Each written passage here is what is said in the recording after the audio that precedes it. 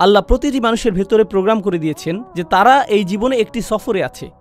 এখন এই সফরের একটি অংশ হলো উপলব্ধি করেন বা না করেন আপনি সেই সফরে এমনিতে আছেন। ইন্নাকা কাদিহুন ইলা রব্বিকা কাদহান ফামুলাকিহি। প্রতিটি দিন অতিক্রান্ত হয়ে যাচ্ছে, জীবন একটি সফর। প্রতিটি মানুষ মৃত্যুর দিকে এক পা দু পা করে এগিয়ে যাচ্ছে। আমাদের প্রত্যেক দিন আগের দিনের চেয়ে মৃত্যুর আরেকটু নিকটে। সেই ভ্রমণ স্বয়ংক্রিয়ভাবে এগিয়ে চলছে। এখানে আমার আপনার কোনো নিয়ন্ত্রণ নেই। আল্লাহ ইতোমধ্যে এটা ঠিক করে দিয়েছেন। কিন্তু এছাড়াও রয়েছে আরেকটি সফর, আমার জীবনের সফর নয়, বরং আমার হৃদয়ের ভেতরের এবং আমার মস্তিষ্কের ভেতরের সফর। আল্লাহ চান আমরা যেন আল্লাহর দিকে প্রত্যাবর্তন করার একটা সফর করি। আমরা আল্লাহর কাছ থেকে এসেছি, আমরা আল্লাহর জন্য, আর আল্লাহ চান আমরা যেন ইচ্ছে করেই আল্লাহর পথের দিকে ফেরার একটা সংকল্প করি। আমাদের মাথায়, আমাদের অন্তরে, কিন্তু আমাদের মন অন্য কারো কাছ থেকে স্বীকৃতি পাওয়ার নেশায় বুঁদ হয়ে আছে। এটা অন্য মানুষদের কাছে গ্রহণযোগ্যতা পেতে চায়, কিন্তু আল্লাহ চান আমাদের হৃদয় এবং মস্তিষ্ক যেন সবার আগে আল্লাহর কাছে স্বীকৃতি খোঁজে। আমার রব কি আমার প্রতি খুশি? আমার রব কি আমার ভালো কাজটির দিকে তাকিয়ে খুশি হয়েছেন? আমার এই সেবা দেখে কি আমার রব খুশি হয়েছেন? আমি কি আমার জীবন এমনভাবে অতিবাহিত করেছি যে একদিন যখন এই ভ্রমণের সমাপ্তি হবে তখন তার সাথে আমার সাক্ষাতের সুযোগ হবে? তিনি বলেন ইম্মা শাকিরান। আল্লাহ মানুষকে এই সফরে এগিয়ে যাওয়ার সামর্থ্য দিয়ে সৃষ্টি করেছেন। আপনি আমাদের প্রত্যেকের জন্য রয়েছে দুইটি পছন্দের বিষয়, হয় আমরা কৃতজ্ঞ অথবা আমরা চরম অকৃতজ্ঞ। ইম্মা শাকিরান ওয়া ইম্মা কাফুরা। চলুন সাধারণ ভাষায় কৃতজ্ঞতার অর্থ বোঝার চেষ্টা করি কিছুটা। যদি আমি আমার ছেলেকে একটি বাইসাইকেল কিনে দেই আর সে বলল থ্যাংক ইউ, ধন্যবাদ বাবা, আমি তাকে বাইসাইকেল কিনে দিলাম, কিন্তু সে জীবনেও এটাতে চড়েনি। সে বাড়ির এক পাশে এটি ফেলে রাখলো, কাপড় দিয়ে মুড়িয়ে রাখলো। এখন ওই থ্যাংক ইউর কোনো অর্থ নেই। কেন? কারণ সে যদি সাইকেলটি প্রতিদিন চালাতো, পরিষ্কার করত, প্রতিদিনের যত্ন নিত, তখন আমি বলতাম আমার ছেলে সাইকেলের জন্য কৃতজ্ঞ। কিন্তু সে যদি কখনো এটি ব্যবহার না করে ফেলে রাখে, সে যতই সাইকেলের জন্য ধন্যবাদ দিক না কেন, এটা কোনো ব্যাপার না।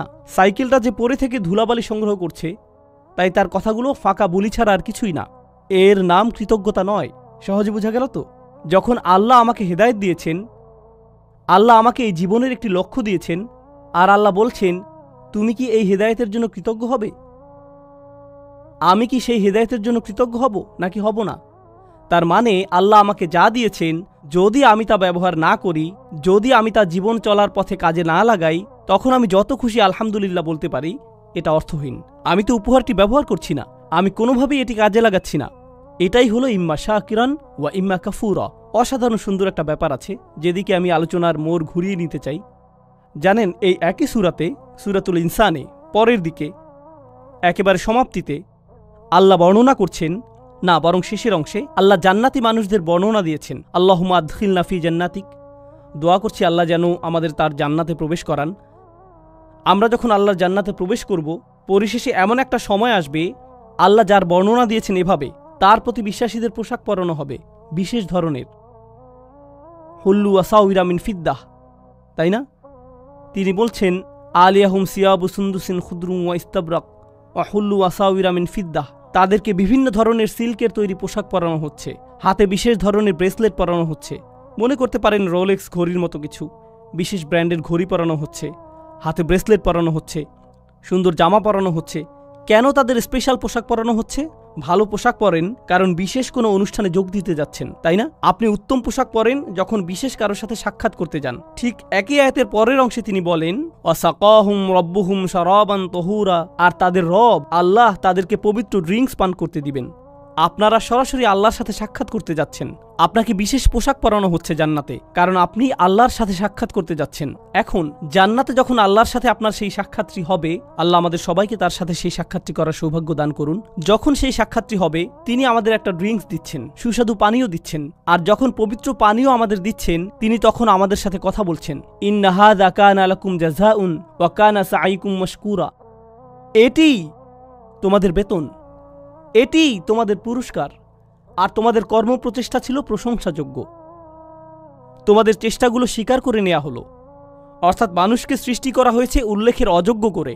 মানুষ মরে যায়, এরপর অন্যরা হয়তো কিছুকাল তাদেরকে মনে রাখবে অথবা রাখবে না, কিন্তু আল্লাহ বলছেন মহাবিশ্বের বয়সের চেয়েও বেশি সময় ধরে এবং যতকাল যাবৎ আকাশসমূহ এবং পৃথিবী বর্তমান আছে তার চেয়েও বেশি সময় ধরে আল্লাহ আমার চেষ্টাগুলোর কথা মনে রাখবেন। আল্লাহ তার স্বীকৃতি দিবেন। আল্লাহ বলবেন তুমি উত্তম প্রচেষ্টা দেখিয়েছ, আর তার পুরস্কার তুমি এখন পাচ্ছ।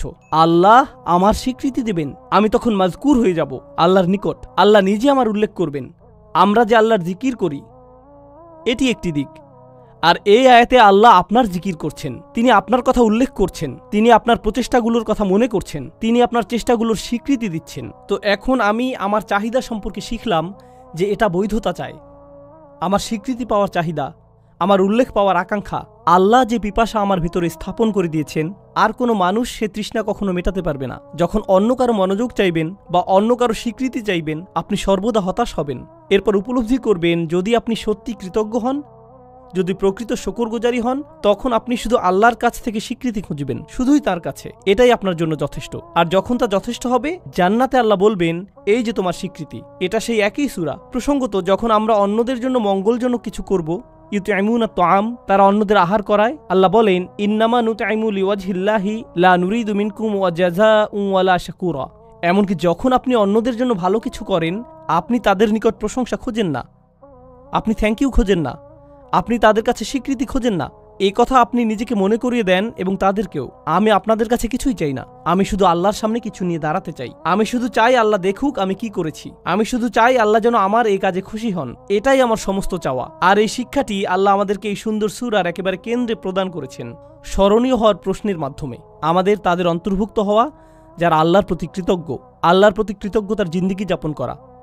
একদিন এমন বিষয়ে পরিগণিত হবে, আমাদের তাদের অন্তর্ভুক্ত হওয়া যারা আল্লাহর প্রতি কৃতজ্ঞ, আল্লাহর প্রতি কৃতজ্ঞতার জিন্দেগি যাপন করা একদিন এমন বিষয়ে পরিগণিত হবে যখন আল্লাহ আমাদেরকে স্বীকৃতি দেবেন। ঠিক এই ভ্রমণটি এখানে ঘটেছে। এই সূরার একেবারে শুরুতে আপনারা দেখবেন আল্লাহ উল্লেখ করছেন, আমরা আমাদের মায়ের গর্ভে ছিলাম। আর মায়ের পেটকে বলা হয় রাহাম, গর্ভকে বলা হয় রাহাম। আর সূরার সমাপ্তিতে আল্লাহ বলেন, ইউদখিলু মাইয়াশাউ ফি রাহমাতিহি। তো তিনি আশারা ইলা রহমা ফিল বিদায়া, তিনি রহমের দিকে ইঙ্গিত করলেন সূরার সূচনাতে। আর উপসংহারে তিনি বললেন, তিনি যাকে চান তার রহমাতে প্রবেশ করান, অর্থাৎ তার জান্নাতে। ঠিক যেভাবে আপনার প্রতিটি চাহিদা পূরণ করা হচ্ছিল আপনার মায়ের রাহমের ভিতরে, সেটা ছিল রাহমের প্রথম এপিসোড। আর রাহমের শেষ এপিসোড আমার আপনার জন্য অপেক্ষা করছে, আর তা হলো আল্লাহর রাহমা আসলে, আর তা হলো জান্নাতে প্রবেশ। আল্লাহ আমাদের সবাইকে তার জান্নাত প্রদান করুন। আপনাদের অনেকেই গ্র্যাজুয়েট হচ্ছেন বা গ্র্যাজুয়েট হয়ে গেছেন, পেছনে বহু স্মৃতি রেখে যাচ্ছেন, চমৎকার সব স্মৃতি, বন্ধুত্বের, শিক্ষার, অভিজ্ঞতার। এই ভার্সিটিতে, এই স্থানে, এই ধরনের স্থানগুলো একসময় নিজের কাছে নিজের বাড়ির মতো মনে হয়, আমার অবিচ্ছেদ্য অংশে পরিণত হয়। এরপর কয়েক বছর পার হওয়ার পরে আপনার তখন চাকরি থাকবে, বিয়ে করবেন, ব্যস্ত হয়ে পড়বেন, আরও কত কিছুতে।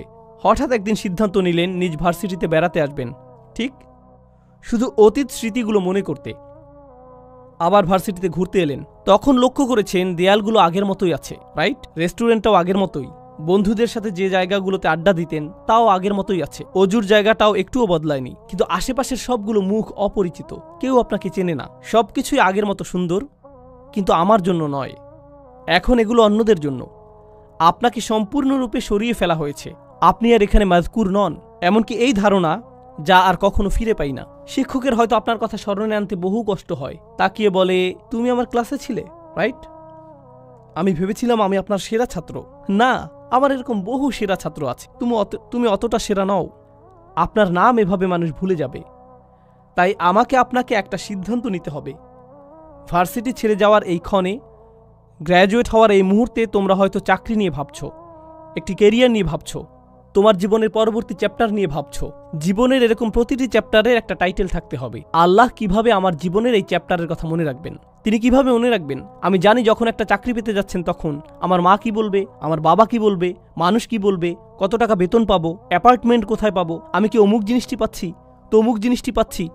আপনার মাথায় সমস্ত প্রশ্ন এসে জড়ো হয়, প্রেস্টিজ নিয়ে, স্বীকৃতি নিয়ে এবং সমাজে মাজকুর হওয়া নিয়ে। প্রথমে সবকিছুর উপর যদি এই প্রশ্নটি রাখতে পারেন, আল্লাহ কিভাবে এর কথা মনে রাখবেন? আমি কোন ধরনের প্রভাব পেছনে রেখে যাচ্ছি? আমি কি এমন কিছু রেখে যাচ্ছি যার কারণে আল্লাহ আমার কথা মনে রাখবেন? যদি এমন কিছু করেছি তাহলে আমি সফল হয়েছি। আমি শেষ এই বিষয়টা চিন্তা করার জন্য রেখে যাচ্ছি। আমরা এখন এই ধারণায় এতটাই আচ্ছন্ন যে মানুষ যদি আপনার সফলতা না দেখে তাহলে আপনি সফল নন।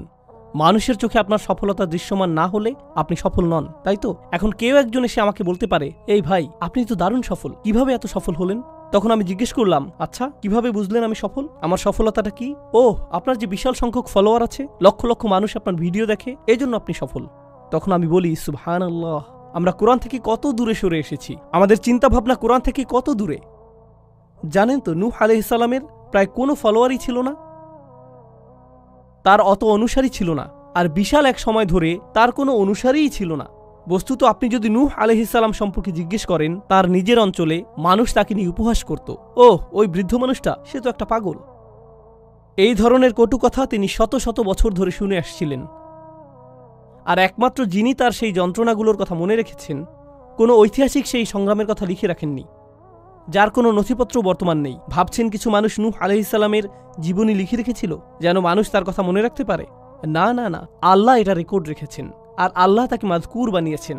ইব্রাহিম আলাইহিস সালাম মক্কার মরুভূমিতে একা একা দোয়া করছিলেন, ও আল্লাহ, এই ঘরটিকে একটা শান্তিপূর্ণ স্থানে পরিণত করুন এবং মানুষের অন্তরে ভালোবাসা তৈরি করে দিন এই ঘরের প্রতি। ফাজআল আফইদাতাম মিনান নাসি তাহওয়ি ইলাইহিম। তখন কোনো ভিডিও ক্যামেরা ছিল না, কোনো লাইভ স্ট্রিমিং ছিল না, এরকম কিছু ঘটেনি, কেউ সেখানে ছিল না, শুধু একজন মানুষ মরুভূমিতে, শুধু তিনি আর তার রব কথা বলছিলেন। তিনি কোনো রাজা ছিলেন না, তিনি সম্পদশালী কোনো ব্যক্তি ছিলেন না, তার কোনো লিপিকার ছিল না যে আগামী দিনের জন্য এই ইতিহাসগুলো লিখে রাখবে। জানেন, মিশরীয় প্রাচীন প্রাসাদগুলোতে রাজাদের ঐতিহাসিক চিত্র, তাদের ফরমানসমূহ এবং দেয়ালগুলোতে প্রচুর লিখনি পাওয়া গিয়েছে। আমরা কিন্তু ওই লেখকদের নামও জানি না, আমরা শুধু জানি তারা কিছু মানুষকে অর্থ করে দিয়েছিল ওই দেয়াল লিখনের জন্য। কেউ তো ইব্রাহিম আলাইহিস সালামের জন্য কিছু লিখে রাখেনি। তবুও আজকের দিনেও আমরা ইব্রাহিম আলাইহিস সালামের জিকির করছি। প্রতি বছর হজের সময় আমরা তার কর্মবহুল ও বর্ণাঢ্য জীবনের কথা স্মরণ করছি, আর আমরা আমাদের সমগ্র দিনকে বলি মিল্লাতা আবিকুম ইব্রাহিম। আমি কি বোঝাতে চাচ্ছি? মানুষকে গায়রে মাজকুর হিসাবে সৃষ্টি করা হয়েছে। ইতিহাসের অধিকাংশ সময় জুড়ে আমাদেরকে অস্মরণীয় করে রাখা হয়েছে। হ্যাঁ, আমরা অতিশয় সামান্য কিছু সময় এই দুনিয়াতে বেঁচে থাকি, সেই সময়ের পরে আমরা গায়রে মাজকুর হয়ে পড়তে পারি। আপনি হয়তো এই বিশ্ববিদ্যালয়ে গায়রে মাজকুর হয়ে পড়তে পারেন পরের বছরই। তো এটাই আমার আপনার জীবনের বাস্তবতা।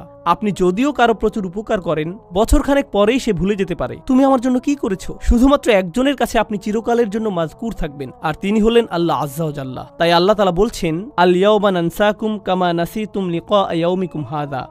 কিছু মানুষকে সেদিন তিনি বলবেন, আজ আমি তোমাদেরকে ভুলে যাব, আজ আমি তোমাদেরকে ভুলে যাব, যেমন করে তোমরা এই দিনের সাক্ষাৎকে ভুলে গিয়েছিলে। এখন পছন্দ আমাদের, আমরা কি তাদের অন্তর্ভুক্ত হতে চাই আল্লাহ যাদেরকে ভুলে যাবেন কিন্তু মানুষ মনে রাখবে, নাকি আমরা তাদের অন্তর্ভুক্ত হতে চাই আল্লাহ যাদের কথা মনে রাখবেন আর মানুষ তাদের মনে রাখুক বা না রাখুক তাতে কিছু যায় আসে না। বারাকাল্লাহু লি ওয়া লাকুম ফিল কুরআনিল হাকিম।